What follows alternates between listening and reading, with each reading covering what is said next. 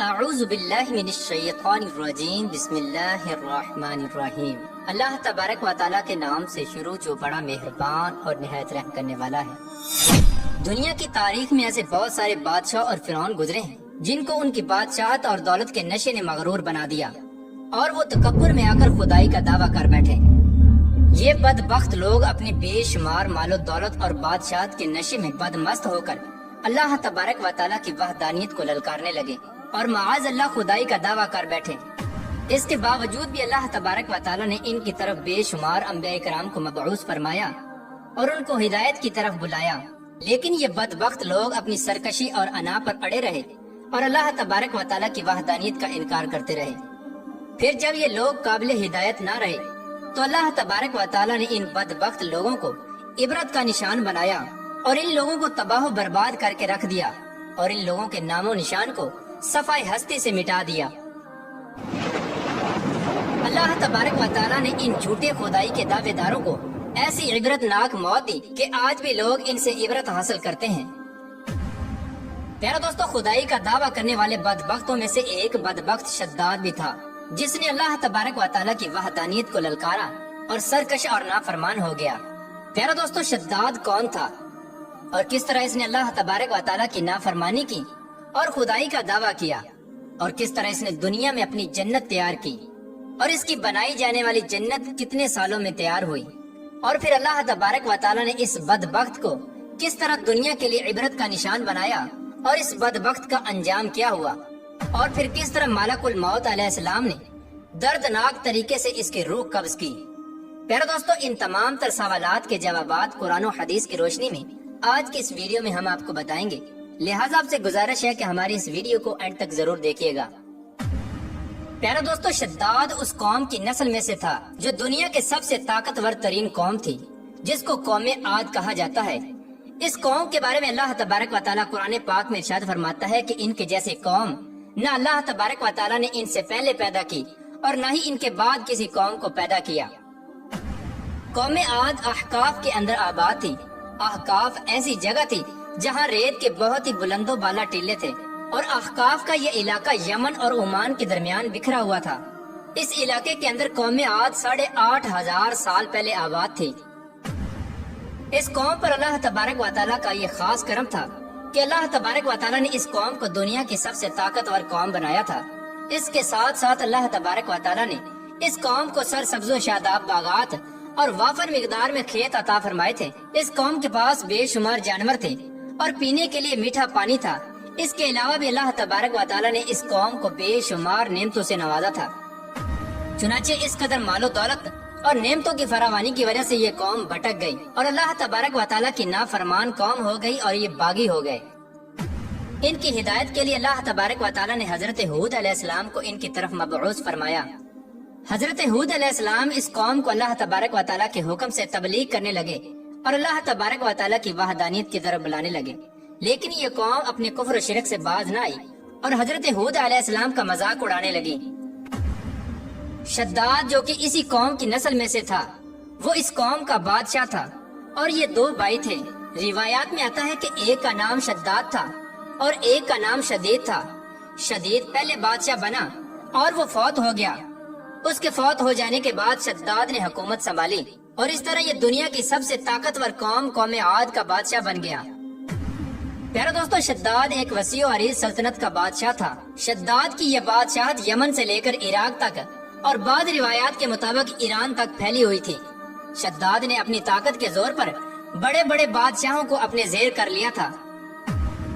چنانچہ اس بدبخت کو حضرت ہود علیہ السلام نے سمجھانے کی بہت کوشش کی، لیکن اس کا دل بھی بند تھا۔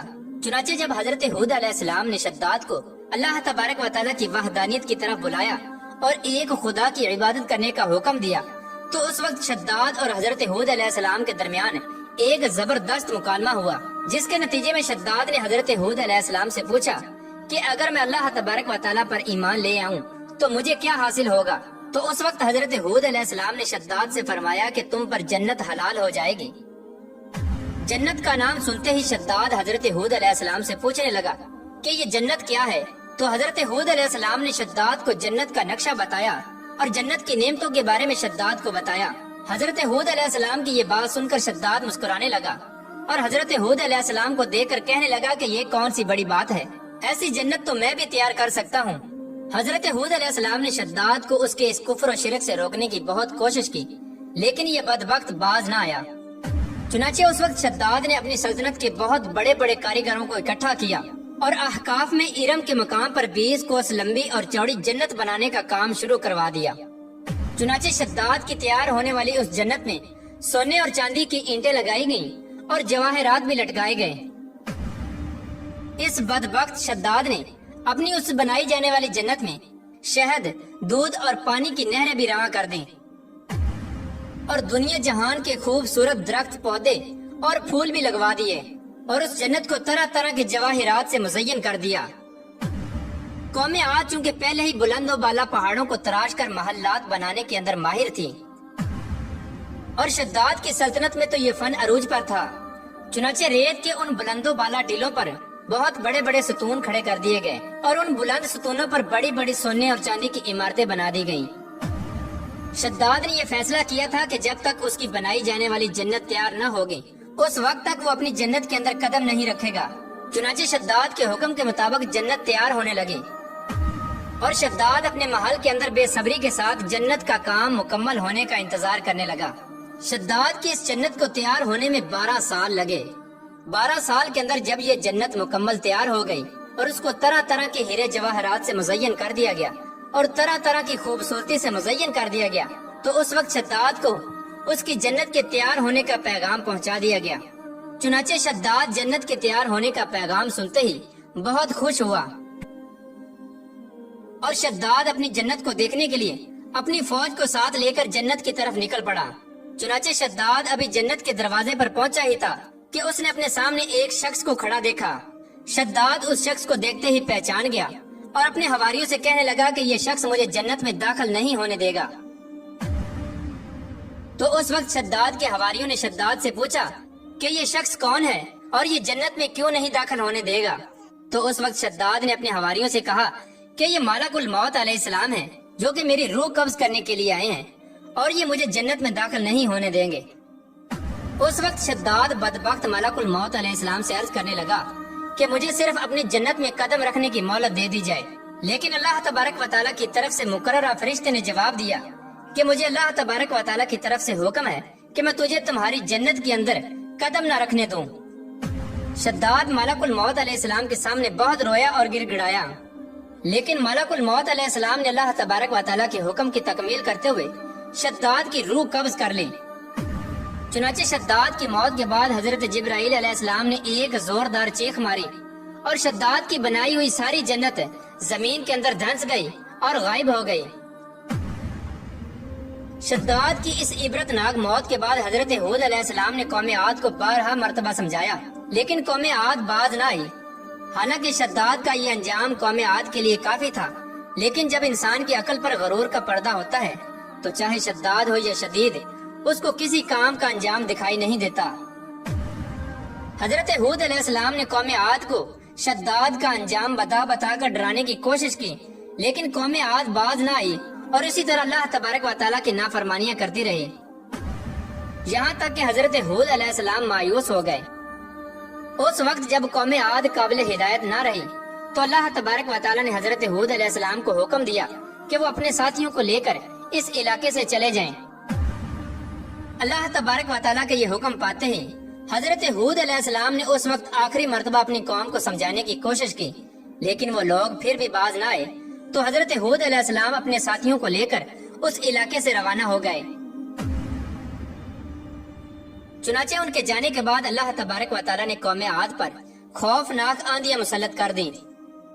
اللہ تبارک و تعالیٰ کی طرف سے آنے والی وہ خوفناک آندیاں اور طوفان 7 راتیں اور 8 دن تک چلتی رہیں، یہاں تک کہ وہ پوری قوم اپنے بلند ستونوں اور سونے اور چاندی کی عمارتوں سمیت زمین کے اندر دنسا دیے گئے اور غرق کر دیے گئے۔ اور اللہ تبارک و تعالیٰ نے اس قوم پر اس قدر دردناک عذاب نازل فرمایا کہ اس قوم کا نام و نشان تک نہ رہا۔ جس وادی کے اندر بڑے بڑے بلند و بالا محلات تھے، وہ تمام کی تمام وادی ایک ریت کے صحرا کے اندر تبدیل ہو گئی۔